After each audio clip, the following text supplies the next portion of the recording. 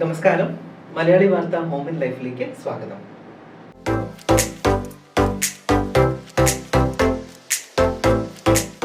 അബദ്ധങ്ങളുടെയും അന്ധവിശ്വാസങ്ങളുടെയും പരമ്പരാഗതമായ ഒരു ലോകമാണ് ലൈംഗികത എന്ന് പറയുന്നത്. ഇതുമൂലം സ്ത്രീകൾക്കും പുരുഷന്മാർക്കും ഒരുപോലെ ഒട്ടേറെ മാനസിക പ്രശ്നങ്ങൾ ഉണ്ടാക്കാറുണ്ട്. ശരിക്കും എന്താണ് യഥാർത്ഥ ലൈംഗികത, അല്ലെങ്കിൽ എന്താണ് ലൈംഗിക പ്രശ്നങ്ങൾ എന്ന് നമ്മൾ മനസ്സിലാക്കി കഴിഞ്ഞാൽ ഈ പ്രശ്നങ്ങളുടെ ഒന്നും ആവശ്യമില്ല. അതിനു വേണ്ടിയിട്ട് സ്ത്രീകളിലെയും പുരുഷന്മാരിലെയും ലൈംഗിക പ്രശ്നങ്ങൾ എന്തൊക്കെയാണ്, അതിന് പ്രതിവിധി എന്തൊക്കെയാണ് എന്ന് പറയാനായിട്ടും ആധികാരികമായും സംസാരിക്കാനായിട്ട് നമ്മോടൊപ്പം ഇന്ന് അതിഥിയായി എത്തിയിരിക്കുന്നത് പ്രമുഖ സെക്സോളജിസ്റ്റായ ഡോക്ടർ ചക്രവർത്തി അവർകളാണ്. നമുക്ക് അദ്ദേഹത്തെ സ്വാഗതം ചെയ്തുകൊണ്ട് ചോദ്യങ്ങൾ ചോദിക്കാം. നമസ്കാരം സർ. ഞാൻ പറഞ്ഞതുപോലെ തന്നെ ഒരുപാട് സെക്ഷൽ പ്രോബ്ലംസ് അതല്ലെങ്കിൽ അബദ്ധ ധാരണകൾ ഒക്കെ നമ്മൾ കണ്ടുവരാറുണ്ട്. ശരിക്കും പ്രധാനമായും പുരുഷന്മാരിലും സ്ത്രീകളിലും കണ്ടുവരുന്ന സെക്ഷൽ ഡിസോർഡർ അല്ലെങ്കിൽ പ്രശ്നങ്ങൾ എന്തൊക്കെയാണ്? അതായത് നമ്മുടെ സെക്ഷൽ പ്രോബ്ലംസ് എന്ന് പറയുന്നത്, അതായത് നമ്മുടെ സന്തോഷകരമായ അല്ലെങ്കിൽ സംതൃപ്തമായിട്ടുള്ള ഒരു ലൈംഗിക ജീവിതം നയിക്കാൻ പറ്റാതിരിക്കുന്ന അവസ്ഥയാണ് നമ്മുടെ സെക്ഷൽ ഡിസ്ഫങ്ഷൻ അല്ലെങ്കിൽ സെക്ഷൽ പ്രോബ്ലം എന്ന് നമ്മൾ സാധാരണ പറയുന്നത്. ഇത് സ്ത്രീയിലും പുരുഷനിലും ഈ പറയുന്ന പ്രശ്നങ്ങൾ ഉണ്ടാകുന്നുണ്ട്. ഇപ്പം പുരുഷനിലുള്ള പ്രശ്നങ്ങൾ പറഞ്ഞു കഴിഞ്ഞാൽ നമ്മൾ ആദ്യം നോക്കുമ്പോഴത്തേക്കും താല്പര്യമില്ലായ്മ, ലൈംഗികപരമായിട്ടുള്ള താല്പര്യക്കുറവ്. രണ്ടാമത് നോക്കി കഴിഞ്ഞാൽ ഉത്തേജനക്കുറവ്, അതായത് നമ്മൾ സാധാരണ പറയുന്ന എറക്ടൈൽ ഡിസ്ഫങ്ഷൻ എന്ന് പറയുന്ന ഉത്തേജനക്കുറവ്. മൂന്നാമത് നോക്കി കഴിഞ്ഞാൽ ഈ പറഞ്ഞ എജാക്കുലേഷനുമായിട്ട് ബന്ധപ്പെട്ടുള്ള പ്രശ്നങ്ങൾ, അതായത് ശീഘ്രസ്ഖലനം അല്ലെങ്കിൽ പ്രിമച്ചുർ എജാക്കുലേഷൻ എന്ന് പറയും.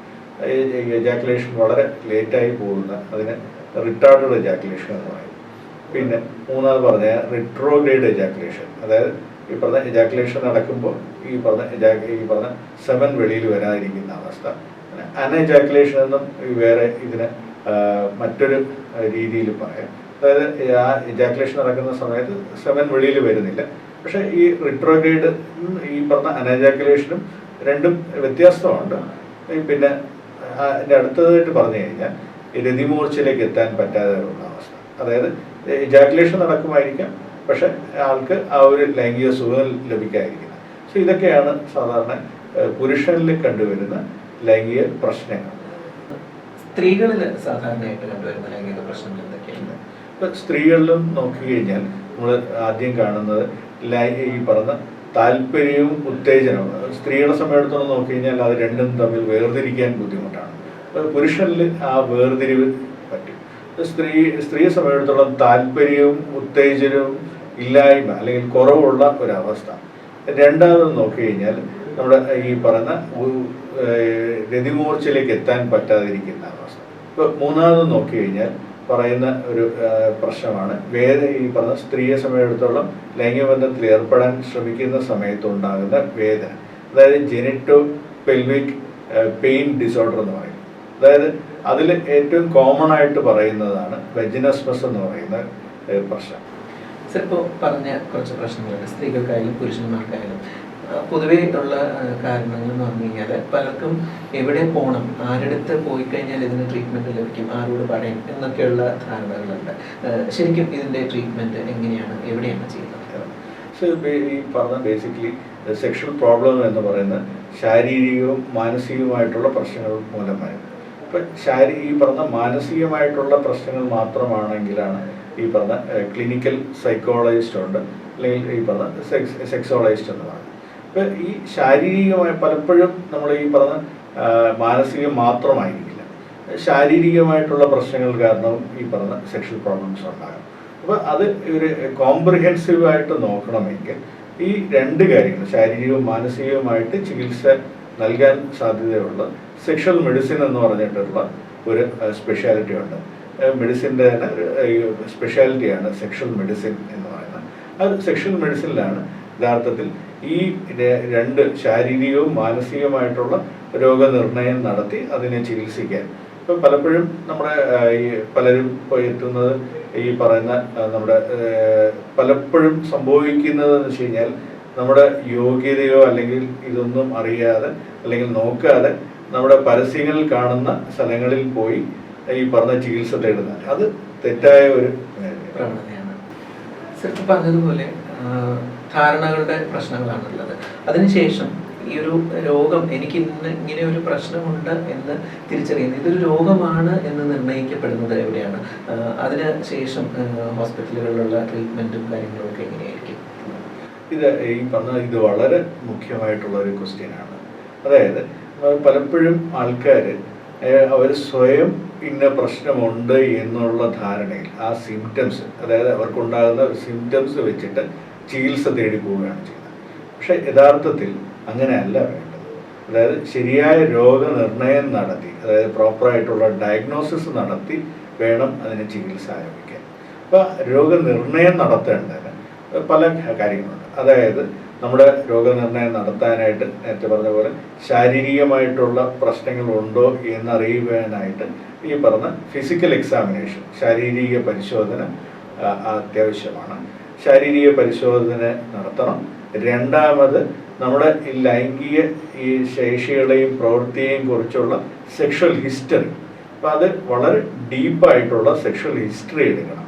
അപ്പം ഇത് ഈ പറഞ്ഞ ദമ്പതിമാരായിട്ടുള്ള പ്രശ്നമാണെങ്കിൽ ഇപ്പം ഈ പറഞ്ഞ പലപ്പോഴും ധരിക്കുന്നത് ഈ പറഞ്ഞ സ്ത്രീ പ്രശ്നം വരുന്ന അല്ലെങ്കിൽ ഒരു പുരുഷ പ്രശ്നമാണ് ഉണ്ടാകുന്നത്, അല്ലെങ്കിൽ ആ ഒരു സിംറ്റം ഉണ്ടാകുമ്പോൾ പലപ്പോഴും ധരിക്കുന്നത് ഈ പറഞ്ഞ പുരുഷന്റെ മാത്രം പ്രശ്നമായിട്ടായി. പക്ഷെ നമ്മൾ ശരിയായ രോഗനിർണയം നടത്തി അല്ലെങ്കിൽ ഹിസ്റ്ററിയൊക്കെ എടുത്തു വരുമ്പോഴേ നമ്മൾ മനസ്സിലാവുള്ളൂ അത് ഈ പറഞ്ഞ സ്ത്രീയുടെയും പ്രശ്നങ്ങൾ അല്ലെങ്കിൽ സ്ത്രീയുടെ പ്രശ്നം കൊണ്ടായിരിക്കും ഇത് വന്നത്. അപ്പം ഈ പറയുന്ന പോലെ ഒരു പങ്കാളി ഉണ്ട്, ലൈംഗികപരമായിട്ടുള്ള പങ്കാളി ഉണ്ട് എങ്കിൽ രണ്ടുപേരും, സ്ത്രീയുടെയും പുരുഷന്റെയും രണ്ട് പങ്കാളി അല്ലെങ്കിൽ ആ പങ്കാളിമാർ ഏതായാലും ആ പങ്കാളിമാരുടെ രണ്ടുപേരുടെയും ഈ സെക്ഷൽ ഹിസ്റ്ററി പൂർണ്ണമായി എടുക്കണം. പിന്നെ മൂന്നാമതായി ടെസ്റ്റുകൾ. പലപ്പോഴും ഈ പറഞ്ഞ ഹോർമോണുകളുടെയോ അല്ലെങ്കിൽ ബാക്കിയുള്ള അസുഖങ്ങളുടെ മൂലമായിട്ടുണ്ടാകുന്ന പ്രശ്നങ്ങൾ, പ്രത്യേകിച്ച് പ്രമേഹ രോഗം, അപ്പം അതുപോലുള്ള അല്ലെങ്കിൽ ബാക്കിയുള്ള ഹോർമോണുകളുടെ അസന്തുലിതാവസ്ഥ, അപ്പോൾ അങ്ങനെയുള്ളതെല്ലാം നമ്മുടെ ടെസ്റ്റുകൾ ചെയ്ത് നോക്കി വേണം അത് തീരുമാനിക്കാൻ. പലപ്പോഴും ചിലപ്പോൾ ബ്ലഡ് ടെസ്റ്റ് മാത്രം പോരാ, യൂറിൻ ടെസ്റ്റ് വേണ്ടി വരും, ഈ പറഞ്ഞ സ്കാന് ചിലപ്പോൾ വേണ്ടി വരും. അതെല്ലാം ഈ പറഞ്ഞ നമ്മുടെ ഹിസ്റ്ററി എല്ലാം മനസ്സിലാക്കിയതിന് ശേഷം വേണം എന്തൊക്കെ ടെസ്റ്റുകൾ വേണ്ടി വരുമെന്ന് തീരുമാനിക്കുന്നത്. ചിലപ്പോൾ രോഗനിർണയത്തെക്കുറിച്ച് പറയും, അതുപോലെ തന്നെ പ്രധാനമാണ് ഈ രോഗം വരാനുള്ള കാരണങ്ങൾ എന്ന് പറയുന്നത്. എന്തൊക്കെ കാരണങ്ങൾ കൊണ്ട് ഇത്തരം അസുഖങ്ങൾ വരാം? ഇപ്പം അതായത് നമ്മുടെ പല കാരണങ്ങളുണ്ട്. ഒന്ന് നമ്മൾ നോക്കിക്കഴിഞ്ഞാൽ സാമൂഹികപരമായിട്ടുള്ള കാരണം. ഇപ്പം സാമൂഹികപരമായിട്ടുള്ള ഈ ലൈംഗികതയെക്കുറിച്ചുള്ള ചിന്താഗതിയും അതിൻ്റെ സങ്കല്പങ്ങളും അതിനെക്കുറിച്ചുള്ള കാഴ്ചപ്പാടുകളും ഇതെല്ലാം നമ്മൾ ഒരാളുടെ ജീവിതത്തിൽ അയാളുടെ ലൈംഗികതയെ വളരെ അധികം സ്വാധീനിക്കുന്നു. അപ്പോൾ അത് തെറ്റായ ധാരണകളും ഈ പറഞ്ഞ സമൂഹത്തിൻ്റെ ഈ പറഞ്ഞ തെറ്റിദ്ധാരണകളും ഈ പറഞ്ഞ കാഴ്ചപ്പാടും ഒരാളുടെ ലൈംഗിക ജീവിതത്തിനെ അല്ലെങ്കിൽ ലൈംഗികതയെ വളരെയധികം പ്രതികൂലമായിട്ട് ബാധിക്കുന്നു. അത് ഈ പറഞ്ഞ സാമൂഹികപരമായിട്ടുള്ള. പിന്നെ ഈ പറഞ്ഞ പേഴ്സണലായിട്ട് നോക്കിക്കഴിഞ്ഞാൽ അയാളുടെ ഈ പറഞ്ഞ ലൈംഗികതയെക്കുറിച്ചുള്ള ഒരു നോളജ്, അതിനെക്കുറിച്ചുള്ള അറിവ്, ഈ പറഞ്ഞ അതിനുള്ള സ്കിൽസ്, ഈ പറഞ്ഞ ഡെഫിനറ്റ്ലി കാഴ്ചപ്പാട്. പിന്നെ സ്കിൽസ് എന്ന് പറഞ്ഞു കഴിഞ്ഞാൽ അതിനുള്ള നൈപുണ്യം. ഈ പറഞ്ഞ നമ്മുടെ ഒരു അറിവുണ്ടായിട്ട് മാത്രം കാര്യമില്ല, നമ്മുടെ പലപ്പോഴും ആ ഒരു സ്കിൽ ഇല്ല എന്നുണ്ടെങ്കിൽ ആ ഒരു സ്കിൽസ്, ഇതിപ്പോൾ പലപ്പോഴും നോക്കുമ്പോഴത്തേക്ക് നമ്മൾ വിചാരിക്കും ഇതൊരു പുരുഷന്റെ മാത്രം ഈ പറഞ്ഞ കഴിവാണ്. ഇപ്പോൾ ഈ സ്ത്രീയും പുരുഷനും അല്ലെങ്കിൽ ഈ പങ്കാളിമാർ തമ്മിലുള്ളതാണെങ്കിലും ആ സ്കില്ലിന് വളരെ ഇമ്പോർട്ടൻ്റ്. അങ്ങോട്ടും ഇങ്ങോട്ടും ഒരു സുഖം നൽകാനും ലഭിക്കാനും ഉള്ള ആ ഒരു സ്കില്ല്. പിന്നെ ഈ പറഞ്ഞ പോലെ കാഴ്ചപ്പാട്, ഒരു ശരിയായ കാഴ്ചപ്പാട്. ഇതിൻ്റെയൊക്കെ ഈ പറഞ്ഞ അഭാവം അല്ലെങ്കിൽ ഈ പറഞ്ഞ നമ്മുടെ ലൈംഗിക വിദ്യാഭ്യാസത്തിൻ്റെ അഭാവം മൂലം ഇതിലൊക്കെ പ്രശ്നങ്ങളുണ്ടാകും. ഇത് ഈ പറഞ്ഞ പേഴ്സണലായിട്ടുള്ള. പിന്നെ പേഴ്സണലായിട്ട് ബാക്കിയുള്ളത് നോക്കി കഴിഞ്ഞാൽ ഈ പറഞ്ഞ അസുഖങ്ങൾ. അപ്പോൾ നമുക്ക് പ്രമേഹം, ഈ പറഞ്ഞ ഹോർമോണുകളുടെ അസന്തുലിതാവസ്ഥ, അപ്പോൾ ഇങ്ങനെയുള്ള പല അസുഖങ്ങളും ഈ പറഞ്ഞ നമ്മുടെ ലൈംഗിക പ്രശ്നങ്ങളിൽ കാരണമാണ്. പിന്നെ നമ്മുടെ ഈ പറഞ്ഞ നേരത്തെ നമ്മൾ സൂചിപ്പിച്ച പോലെ ഈ വ്യായാമക്കുറവ്, പിന്നെ മദ്യപാനം, പിന്നെ സിഗരറ്റ് വലിക്കുന്നത്, പിന്നെ ഈ പറഞ്ഞ ഡ്രഗ്സിൻ്റെയൊക്കെ അബ്യൂസ്, ഇങ്ങനെയുള്ള നമ്മുടെ ബിഹേവിയർ ഇതെല്ലാം ഇതിനെ ബാധിക്കും. പിന്നെ ചില മരുന്നുകൾ, നമ്മൾ സാധാരണയായിട്ട് കഴിക്കുന്ന പ്രഷറിനുള്ള മരുന്നുകൾ, വിഷാദ രോഗത്തിനുള്ള മരുന്നുകൾ, സൈക്യാട്രിക് മരുന്നുകൾ, ഇങ്ങനെയുള്ള പലതും നമ്മുടെ ലൈംഗിക ശേഷിയെ ബാധിക്കും. ഈ നേരത്തെ സൂചിപ്പിച്ച രോഗങ്ങളുടെ കൂട്ടത്തിൽ വിഷാദ രോഗവും ഒരു പ്രശ്നമാണ്. പിന്നെ നമ്മുടെ മാനസികമായിട്ടുള്ള പ്രശ്നങ്ങൾ, ഈ പറഞ്ഞ വ്യക്തിബന്ധങ്ങൾ തമ്മിൽ, അതായത് പാർട്ട്നേഴ്സ് തമ്മിലുള്ള വൈകാരികമായിട്ടുള്ള പ്രശ്നങ്ങൾ, അപ്പൊ അവർ തമ്മിലുള്ള നല്ലൊരു ചേർച്ച ഇല്ലെങ്കിൽ ഇതെല്ലാം ഈ പറഞ്ഞ നമ്മുടെ അവരുടെ അല്ലെങ്കിൽ ഒരു ലൈംഗിക പ്രശ്നത്തിലേക്ക്, ലൈംഗിക ശേഷിക്കുറവിലേക്ക് നയിക്കാം. ഒരു പരിധിവരെ നമ്മുടെ ഒഫീഷ്യലി ഉള്ള തൊഴിൽപരമായിട്ടുള്ള ടെൻഷൻസും ഇതിനൊക്കെ കാരണം ഉറപ്പായിട്ടും നമ്മുടെ സ്ട്രെസ് വളരെ, ഇപ്പൊ സാധാരണ നമ്മൾ പറയുമ്പോൾ ഈ IT സെഗ്മെന്റിൽ വളരെ ഈ പറഞ്ഞ ഈ ഒരു സെക്ഷൽ ഇഷ്യൂസ് അല്ലേ, നമ്മളൊരു ഇത് പറയുന്നത് ഡിൻസ് എന്ന് പറയും, ഡബിൾ ഇൻകം നോ സെക്സ്. നമ്മളൊരു തമാശയായിട്ട് പറയുന്നതാണെങ്കിൽ ഇപ്പൊ സാധാരണ ഒരു പങ്കാളി, ഇപ്പൊ ഒരാള് ഡേ ടൈം ഡ്യൂട്ടി ചെയ്യുന്നു, മറ്റേയാള് നൈറ്റ് ഡ്യൂട്ടി ചെയ്യുന്നു. അപ്പൊ ഈ ഷിഫ്റ്റിനിടയ്ക്ക് ഇവര് തമ്മിൽ മറ്റേയാളെ എണിപ്പിക്കാൻ വേണ്ടി മാത്രമായിരിക്കും കാണുക. അപ്പൊ ആ ഒരു ക്വാളിറ്റി ഓഫ് ഈ പറഞ്ഞ ഇന്ററാക്ഷൻ ഇല്ലാതെ വരുമ്പോൾ, സോ അതും പലപ്പോഴും നമ്മളെ, പ്രത്യേകിച്ച് ഞാൻ ബാംഗ്ലൂരിൽ പ്രാക്ടീസ് ചെയ്യുന്ന സമയത്ത് കാണുക, അവരെല്ലാം ഈ പറഞ്ഞ പങ്കാളികൾ അങ്ങോട്ടും ഇങ്ങോട്ടും ശരിയായ രീതിയിൽ സംസാരിക്കുന്നത് തന്നെ ഈ വീക്കെൻഡ്സിൽ മാത്രം. ഇപ്പൊ ആ ഒരു ഈ പറഞ്ഞ ശനിയാഴ്ച വരെ ഉള്ള സമയം മുഴുവനും അവര് ഈ പറഞ്ഞ പോലെ വർക്കിന്റെ ബേസിൽ മാത്രമായിരിക്കും, മെക്കാനിക്കൽ ആയിട്ടുള്ള ലൈഫ്. സാർ പറഞ്ഞതുപോലെ വിവിധ തരത്തിലുള്ള കാരണങ്ങൾ കൊണ്ട് ലൈംഗികമായ പ്രശ്നങ്ങൾ ഉണ്ടാകാം, തൊഴിൽപരമായിട്ടും ആശയപരമായിട്ടും നമ്മുടെ ചിന്താപരമായിട്ടും ഒക്കെയുള്ള. ഇതിനൊക്കെ ഒരു അവസാനം എന്ന് പറയുന്നത് ട്രീറ്റ്മെന്റ് തന്നെയാണ്. ഇതിന്റെ ട്രീറ്റ്മെന്റ് എങ്ങനെയാണ്? അതിന്റെ ചികിത്സാ രീതികൾ ഏതൊക്കെ രീതിയിലാണ്, എവിടെയൊക്കെയാണ് ഇതിന്റെ ചികിത്സകൾ നമുക്ക് ലഭിക്കുക? നമ്മൾ നേരത്തെ സംസാരിച്ചതുപോലെ ഒരു ശരിയായ രോഗനിർണയം നടത്തിയതിനു ശേഷം വേണം നമ്മുടെ ചികിത്സയെക്കുറിച്ച് ചിന്തിക്കാൻ. നമ്മൾ പലപ്പോഴും ധരിക്കുന്നത് ഈ പറഞ്ഞ ഇതാണ് സിംറ്റം, ഉദാഹരണ പ്രശ്നം, മരുന്ന്. അതിലേക്ക് ഈ ഒരു വളരെ ഇതായിട്ട് കാണുന്ന ഒരു കാര്യമാണ് പരസ്യങ്ങളിലൂടെ ഒരുപാട് സാധനങ്ങൾ നമ്മുടെ വിപണിയിൽ ഇപ്പോൾ ലഭ്യമാണ്. അത് ഡോക്ടറുടെ നിർദ്ദേശപ്രകാരമൊന്നും അല്ല ആരും വാങ്ങി കഴിക്കുന്നതും ഉപയോഗിക്കുന്നതും ഒക്കെ. അതിൻ്റെയൊക്കെ ഒരു പാർശ്വഫലങ്ങൾ അങ്ങനെയൊക്കെ ഉണ്ടോ?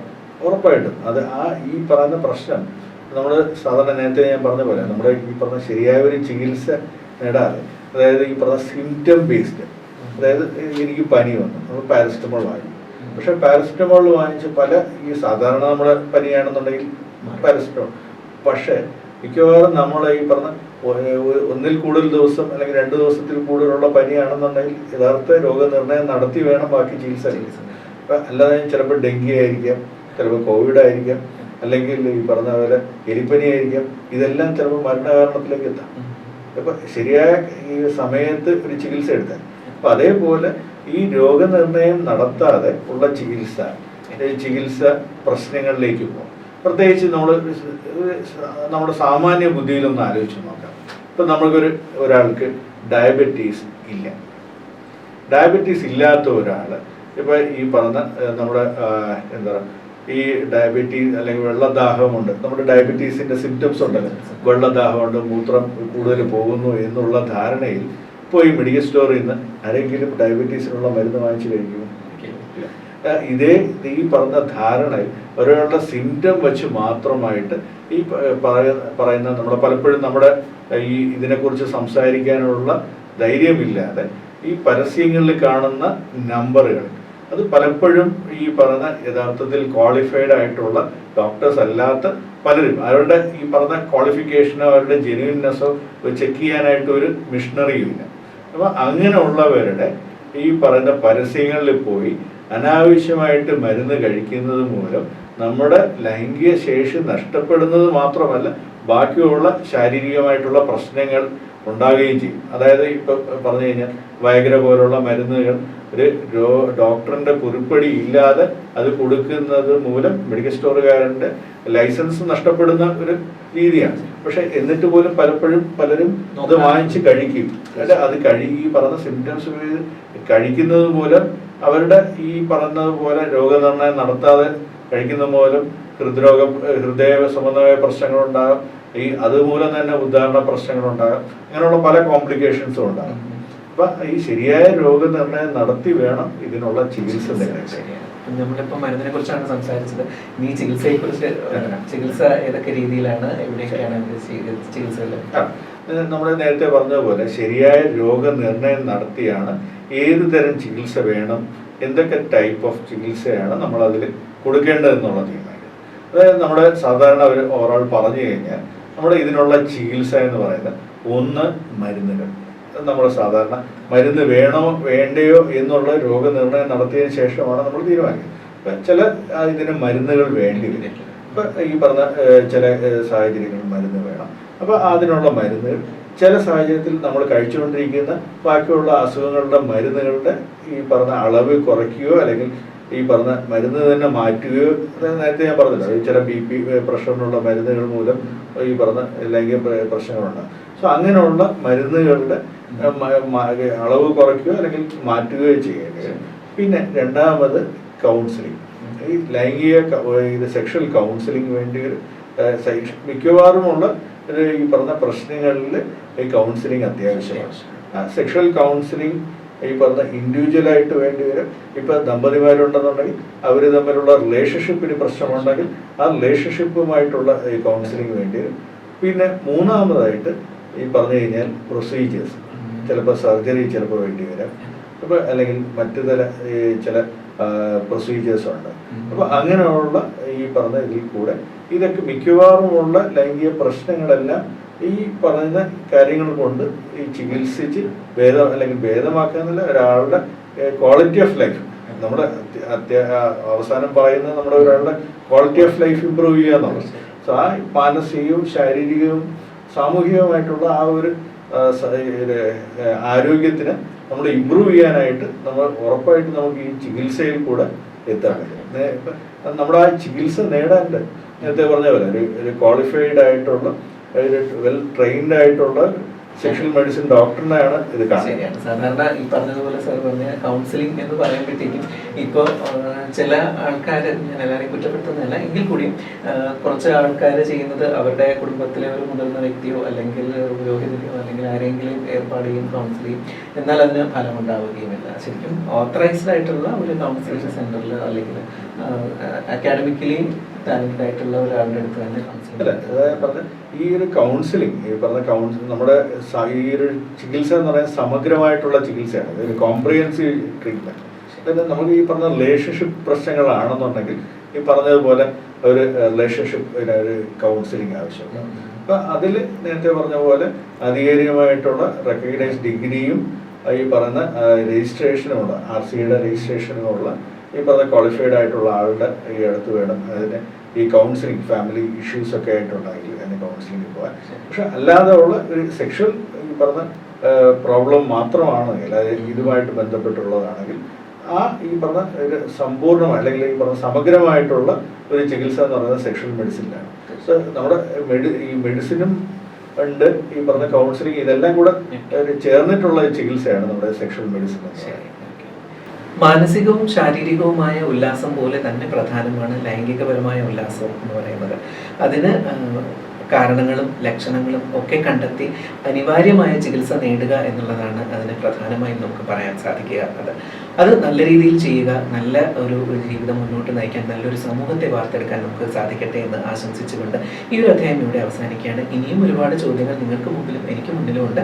നമുക്ക് അദ്ദേഹത്തോട് വീണ്ടും ചോദിക്കാം. അതിനുവരേക്കും നമുക്ക് ഇന്ന് വിടവാങ്ങുന്നു. മറ്റൊരു അധ്യായത്തിൽ വീണ്ടും കാണുന്നത് വരെ നന്ദി, നമസ്കാരം.